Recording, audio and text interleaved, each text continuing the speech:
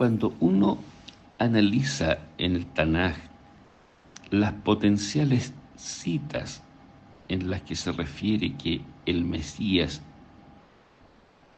debe morir, está dentro del plan redentor de Dios, además de Isaías 53, y luego de habernos dado un pequeño tour, que lo analizaremos mucho más extenso cuando estudiemos el libro de Daniel.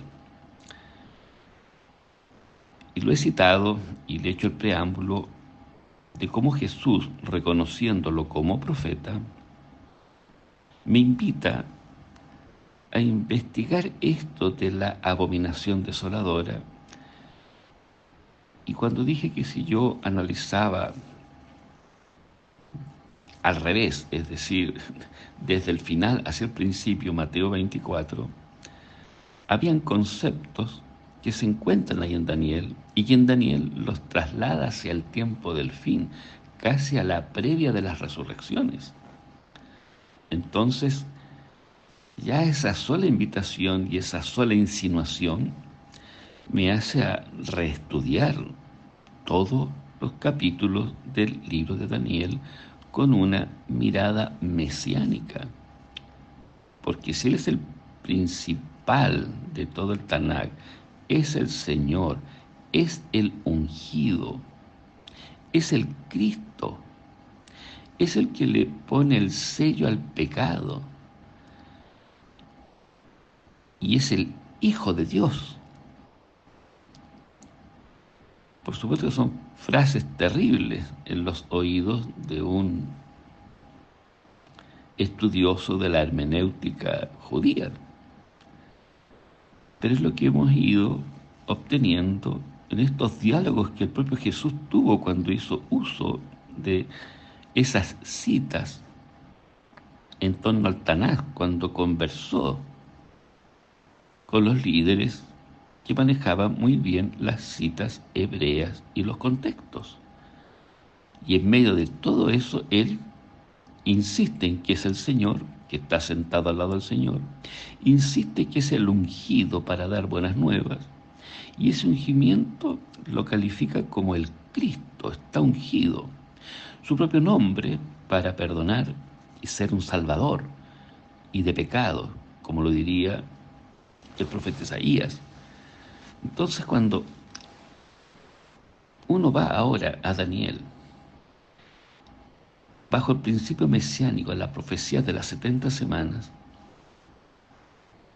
leí lo que Gabriel le dice a Daniel, después de una bellísima oración, una confesión, en donde todavía estaba él en oración.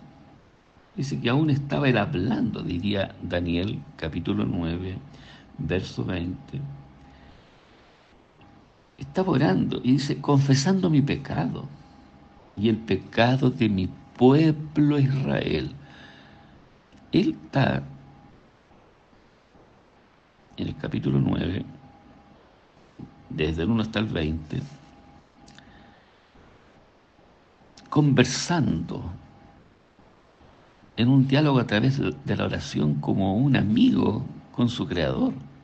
Él está derramando el dolor de su corazón y de su mente, de lo que está viviendo su pueblo. Y cuando uno ha leído, línea a línea, vez tras vez, una y muchas veces, Daniel, desde el capítulo 1 hasta el capítulo 9, se va a encontrar con la belleza y la tristeza a la vez, primero, de que Jerusalén, la ciudad amada, la ciudad deseable, el lugar santo, ya no existía. Así que ya había razón suficiente de Daniel, que le da una perspectiva diferente a su oración. Cuando esté en la serie 1 y analice veremos muchas cosas históricas para no confundirnos. Daniel fue el primero que sale en la primera incursión que hace Babilonia y se lo lleva preso junto a los principales. Era común, y hasta el día de hoy, y hasta en las últimas guerras, que se tiene noticia, es la fuga de la intelectualidad, los que pueden volver a unirse y hacer una contrarrevolución contra los poderes que los están dominando. Entonces era práctica de los reyes tomar la élite que gobernaba, los príncipes, los herederos, y los tomaba prisioneros y se los llevaba, para luego instruirlos y volver a colocarlos como un aliado o como un gobierno títere de ese poder global que en ese momento está actuando. Así que Daniel salió de ahí. Y por supuesto que cuando él sale como prisionero. Y pasa un buen tiempo y Nabucodonosor hace otras incursiones más, hasta que destruye totalmente el templo, la ciudad, Jerusalén, y por supuesto que Daniel, se entera por el cargo que llega a ejercer en los tiempos incluso de Nabucodonosor, de la tragedia que vivía su pueblo. Y él decía, bueno, esto ocurrió en la larga historia de mi pueblo, que ya había sido anunciado por Jeremías, que ya había sido anunciado por Isaías, que ese era el destino de Judá, idéntico al destino que tuvieron las otras 10 tribus que estaban en el norte, con la destrucción que logró hacerle Sennacherib, rey de Siria. Y cuando analizamos en el audio el testimonio de Esteban y hace el largo tour de este siervo que quiere tomar para sí el cumplimiento de siervo en Isaías 53, vemos que es un siervo sufriente, pero sufre por la inmensidad de sus pecados, de sus rebeliones. Así que hay una larga historia de Israel. Y aquí es bueno tener claro lo que estoy hablando. Cuando Esteban analiza la historia de Israel, el largo trayecto de Israel, él comienza con su padre Abraham, hasta que llega Jacob, pasando por Isaac, y con los hijos que van a parar a Egipto por la hambruna que existe. Y luego comienza con un intercambio de opiniones cuando Moisés ya cumple la edad y entiende que llegó la hora de rebelarse como parte de sus hermanos e intercede en una riña entre esclavos judíos. Esteban desde ahí comienza a decir que no aceptaban a Moisés. Parte desde una micro intervención que sería la muestra de cuál fue el comportamiento de Israel desde ese día de la lucha de los esclavos hasta cuando pasan por el desierto, y recalca incluso que cuando después de tanta maravilla que hizo Dios por ellos, estando Moisés conversando con el hacedor y se demoraba, lo primero que hicieron en forma natural todo el pueblo es: no sabemos qué le pasó a este Moisés. Allá arriba lleva muchos días y seguramente debe haber tenido un accidente. No tuvieron el más mínimo interés: oye, mandemos a buscar qué pasó. No, Aarón, inmediatamente, haznos dioses y regresemos a Egipto. Esa era la rebeldía que Esteban le hace el seguimiento histórico. Por lo tanto, de esa larga trayectoria que ya comienza a desarrollar la nación de Israel, tengámosla presente. Ese es el contexto del pueblo. Por eso, cuando recalco el concepto de el capítulo 9, que él estaba orando por el pecado, su propio pecado, confesándolo, Daniel, y el de mi pueblo Israel, él está diciendo mucho, se está paseando por toda la historia de su pueblo para que haya llegado a eso. Era traumático para el profeta, una noticia y una realidad que estaba viviendo. Ese es el contexto cuando aparece Gabriel a explicarle las visiones que estaban antes. Porque ¿quién lo entendía? En el fondo Daniel, y esto le hace varias veces, no calzaba en la mente de Daniel que ya cumplido los 70 años que había profetizado Jeremías, y ya estamos en el primer año de los medios de los persas, entonces, Señor, ¿cuándo vas a cumplir lo que le dijiste a Jeremías? Dijiste que 70 años sería este castigo, y ya estamos en el año 70. Entonces vamos a regresar nuevamente a Jerusalén. ¿Somos la esencia? ¿Somos el eje de la historia? ¿Somos el siervo sufriente? Vuelvo a repetir, sufriente por sus pecados. Pero el sufriente que está en Isaías 53 era sin pecado. Era otro el que va a redimir. ¿Cómo hace Dios, de su manera tan maravillosa, de hacerle entender que todavía hay una obra y todavía le queda un saldo de tiempo a la nación de Israel en toda su historia? Por lo tanto, si comenzamos y ponemos un reloj y lo echamos a andar para conocer la historia de Israel, según Esteban, está corriendo desde el momento del llamado de Abraham.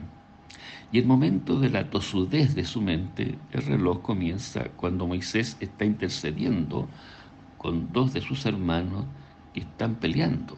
Pero como él cometió un, entre comillas, leve y grande error de que uno de esos hermanos le vio matando a un egipcio que lo estaba castigando, entonces le dio motivo para que su propio hermano le dijera: ¿y quién eres tú, que te haces líder de todos nosotros y me quieres matar como mataste al egipcio, que yo lo vi, soy testigo?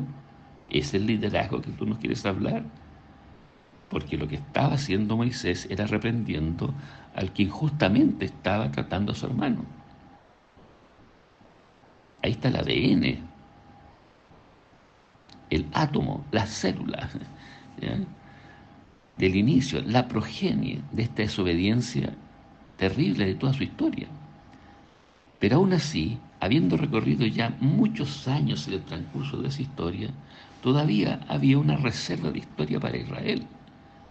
Y ese es el contexto de la explicación que le va a dar Gabriel para su pueblo. Entonces, cuando mezclamos la duda de los 70 años, es primero que si se va a cumplir o no. Todavía estamos presos. Llegó ahora Ciro, que tiene ahí, dice, en el tercer año de Ciro. En el capítulo 10 ya comienzan a hablar de Ciro. Y en el capítulo 9 ya está hablando de que esta visión está en el año primero del rey Darío, hijo de Asuero, de la nación de los Medos. Ahí hay un tema también para tratar en su momento cuando yo hable de Daniel. Pero estamos hablando de que estamos en el cumplimiento de los 70 años y él quiere ver la libertad de su pueblo, que regresa otra vez a Jerusalén. Pero ¿qué profecía le hacían ruido a él? Por supuesto, la de Daniel 8 y Daniel 7, y que están ligadas a Daniel 2, porque empieza a escuchar unos periodos de 2300 días, de un juego de palabras que se entiende muy bien en el lenguaje babilónico, de tiempos, tiempos y medio tiempo, y la aparición en el escenario, además de la nación de Israel, como lugar geográfico y como su pueblo, aparece un enemigo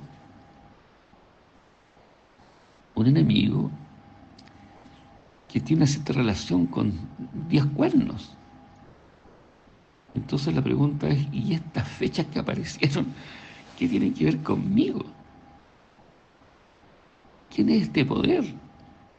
Y cuando se le explican las profecías en Daniel 7 y Daniel 8, y le queda claro que todavía el poder donde él está viviendo, y viene otro más adelante que es Grecia, y se lo dice por nombre incluso. Entonces, ¿dónde quedan mis 70 años? Yo estoy aquí en el año primero del gran poder medo-persa. Ya se había ido el primer, otro gran poder, Babilonia. Se está dando cuenta que en su mente están rebrotando las interpretaciones que le dio primero a Nabucodonosor, como 60 años atrás. Entonces él dice, wow, aquí hay algo que le impacta, porque esa visión es cuando recién llega ahí, prisionero y joven todavía, tomado por Nabucodonosor en su primera incursión, lo tiene ahí en la corte. Y Dios le revela algo para enseñarle que el Rey de Reyes, Señor de Señores, que tiene la majestuosidad del reino de gloria, no es Él. Y le dice, mira, te voy a ubicar un poco, Nabucodonosor, porque de ti, tras de ti vienen otros poderes globales. Eso es lo que está ocurriendo. Yo diría que ya en esa visión Daniel comenzó a reflexionar, primero en gratitud a Dios que le reveló una gran cosa, pero le amplió y eso le hace cortocircuito con lo que sabía de Jeremías. Porque al ver que 70 años, y que son para muchos días, le irá después al final de la visión, ve que pasa la serie de Babilonia, pasa la serie de el gran poder global de Medo-Persia, le sigue Grecia, puede ir un cuarto, que dice que es la bestia espantosa y terrible, que es la que tenía justamente eh, un cuernito que sale de ahí, de ese escenario. O sea, todavía no estaba ni cuando estaba orando todavía eso estaba por ocurrir. Esa es la problemática que tenía en la mente. Entonces le dice, mira, estoy preocupado por tu pueblo, le dice el ángel. Y escucha bien, cuando tú aún estaba hablando en oración, dice, el varón Gabriel, al cual había visto en visión al principio, o sea, ya era un intérprete Gabriel, el ángel, de lo que eran las visiones anteriores y sueños. Y decía que venía volando con presteza y me tocó como a la hora del sacrificio de la tarde. También téngase presente esto. Habían dos sacrificios que se llamarán el holocausto continuo y que era una ofrenda del Cordero de Dios de gracia que el pueblo tenía que ofrecer diariamente. Y era un holocausto, una serie característica que también lo estudiaré en las series que siguen, porque ahí hay toda una belleza. Porque a esa hora del holocausto, y me está diciendo mucho el contexto, es un sacrificio de él que cubría con su gracia a la nación de Israel y que Israel no entendió el mensaje de lo que se pretendía hacer con ese sacrificio diario, sacrificio por el cual ninguna otra fiesta podía hacerse si faltaba, y tampoco se explica y se enseña con claridad. Ninguna de las fiestas de Israel, incluyendo el de la expiación, tenía valor si faltaba el sacrificio diario. Importante, interesante. A tal grado era que incluso para la observancia del sábado, Dios cubría con su sangre el tiempo del día sábado y se hacía doble sacrificio. Tampoco se habla mucho de ello. Por algo será. Porque Dios quiso enseñar que las 24 horas del día estuviésemos cubiertos, así como estuvo cubierto la nación de Israel cuando la sacó de Egipto y puso sangre en los dinteles de las puertas. Porque era la manera de hablarle de Dios al pueblo, diciéndole que vendría un Redentor, su Mesías, el ungido, el Cordero de Dios que quita el pecado del mundo. Y hasta aquí, hasta el capítulo 8, todavía no aparece el concepto de Mesías. Y es justamente en la respuesta a esta oración cuando le dice, mira, de la larga historia de tu pueblo de Israel que parte desde Abraham y esta desobediencia que comienza desde esa intervención que hace ahí en Egipto frente a aquel soldado que castigaba a un hermano suyo de la nación de Israel y que después ese mismo hermano está maltratando a otro hermano de la nación de Israel y Moisés interviene, desde ese día echando el reloj a correr hasta los días de que está Gabriel hablándole y desenvolviéndole el entendimiento de la visión que había visto en Daniel 7, Daniel 8 y por supuesto de Daniel 2, le está diciendo, miren, toda es larga historia, aún queda un saldo, queda un tiempo para la nación de Israel, porque ahora te quiero presentar en esta visión el que es el cambio de paradigma de quién manejará la profecía. Les presenta al Mesías. Y lo hace a la hora, justamente, del sacrificio de la tarde, que es nada menos que el holocausto continuo, que era figura del holocausto que debía presentarse todos los días, que cubría el tiempo permanente de la protección de Dios a través de un sacrificio. Y me hizo entender y habló conmigo y me dijo, mira Daniel, ahora he salido para hacerte entender la declaración. Al principio de tus ruegos salió la palabra, y yo he venido para enseñártela, porque tú eres un varón de deseos. Entiende pues la palabra y entiende la visión. 70 semanas están determinadas sobre tu pueblo y sobre tu santa ciudad, para acabar la prevaricación y concluir el pecado y expiar la iniquidad y para traer la justicia de los siglos y sellar la visión y la profecía y ungir al santo de los santos. Solamente el contexto de cada una de estas frases le está diciendo a las claras, mira Daniel, hay un plan en esta larga historia de Israel porque para eso yo lo llamé, porque es un medio, porque llega la hora, en un saldo de tiempo que le queda de esta historia, no de los periodos proféticos que se están hablando en los días anteriores. Le está diciendo que llegó la hora que entre el otro escenario el cuerno de salvación. Llegó la hora que entra el Mesías, porque para eso yo formé mi pueblo. Así que ya el ángel le está haciendo una corrección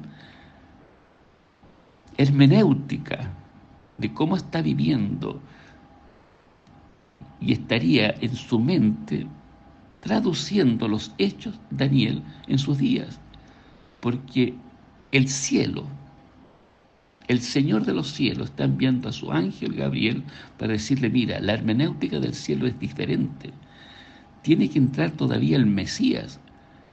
Si te basaste en Jeremías, y a Jeremías le dio luz el propio Isaías incluso, que vendría esta Babilonia que comenzó esta profecía, si esto no es una cosa que viene ahí solamente, viene de más atrás. Y a Isaías, su personaje principal es el Mesías, que tiene que entrar en la historia. Ese cordero tiene que morir. Así que lo que le está haciendo el ángel es haciéndole una corrección de tiempo. Está midiendo mal su reloj profético. Por lo tanto, cuando dice que 70 semanas están determinadas, le está diciendo, oye, fíjate que esas semanas, después analizaremos la variable tiempo, es un intervalo que están determinadas, es cierto, de un valor mucho más grande.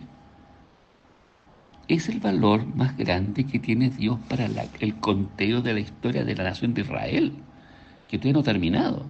Termina con el Mesías. Jesús lo dirá. Los profetas terminan su misión, se sella la visión y la profecía conmigo, hasta Juan. Eso está diciendo. No tiene nada que ver que sea parte de 2300 tardes y mañanas de un origen para ponerlo en la indicación que va a dar aquí de esta profecía. Y ya lo dije en el audio anterior.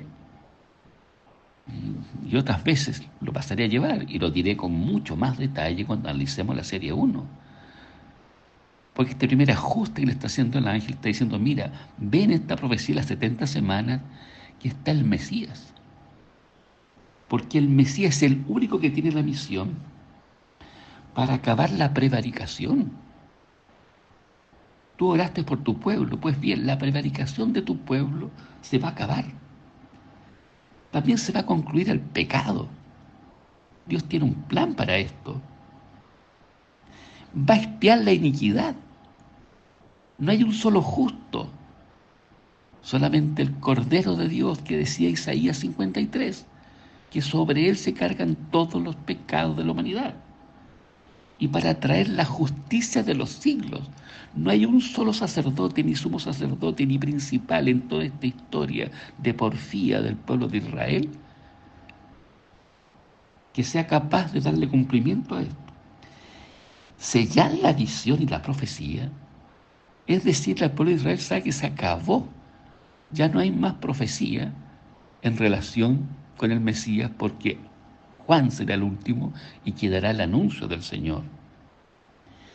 Y ungir al santo de los santos. Esa es la belleza de Isaías 61. Cuando lo lee y dice estas palabras, se han cumplido hoy en vuestros oídos. Yo soy el que he sido ungido y fui ungido, ojo, fui ungido ahí en las aguas del Jordán y fui ungido por el Espíritu Santo que descendió en forma de paloma. Y eso lo discernió el propio Juan el Bautista. Y se lo confirmó nuevamente cuando estaba al borde de su muerte el mismo Jesús. Y él dice que es el Mesías, le dice a la mujer samaritana. Le dice que es el Señor, se lo dice a los fariseos. ¿Qué más? Yo soy el Cristo. Así que solamente la presentación del verso 24 del capítulo 9, lo que le está diciendo Gabriel, cuidado, los paradigmas que estás trabajando, porque me falta presentarte en este conflicto que estás viendo de bestias al Salvador, al ungido, al que he dejado como corona, al hijo de David, al clímax de la nación de Israel. Eso le está diciendo. Por lo tanto, este periodo de 70 semanas tiene que ser estudiada, me guste o no, a la luz de la obra del Mesías. Y podríamos hacer el cálculo al revés de todo lo que se ha hecho hasta hoy día, para decir, bueno, 70 semanas son días, 70 por 7, 490 días. Y donde usted ponga los 490 días como referencia, y para quienes ya predicaron de que son años o días, tendrá que fundamentar que se cumple esta misión del verso 24. Pues bien, del verso 25 adelante, le detalla más etapas, subacciones que ocurren dentro de esas 70 semanas. Las veremos. Y después analizaremos el tema del tiempo, de qué podrían ser esas 70 semanas.